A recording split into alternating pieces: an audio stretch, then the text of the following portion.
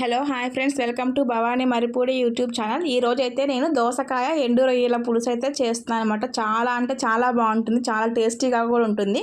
ఎలా చేయాలి ఏంటి అనేది ప్రాసెస్ అయితే చూద్దామన్నమాట. ఫస్ట్ అయితే బాండ్లీ పెట్టుకొని ఆయిల్ వేసుకొని హీట్ అయిన తర్వాత పోపు అయితే పెట్టుకోవాలన్నమాట. మన నార్మల్ పోపే. అవన్నీ కూడా వేగిన తర్వాత మనం ఆనియన్స్ కూడా వేసి కొంచెం లైట్గా ఫ్రై అయితే సారు.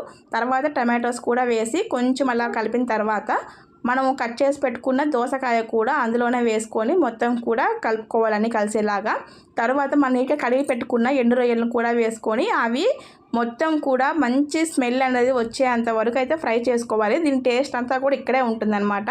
తర్వాత మన పసుపు ఉప్పు కూడా వేసుకోవాలి. ఇప్పుడు బాగా అవి ఆయిల్లోనే ఆల్మోస్ట్ మనకి మగ్గిపోవాలన్నమాట. దోసకాయ కూడా అంతవరకు మనం మగ్గించుకున్న తర్వాత మనకి మగ్గిపోయినాయి అనుకున్నప్పుడు కొంచెం కారం మనం ఎంత తినగలిగితే అంత కారం కూడా యాడ్ చేసుకోవాలి.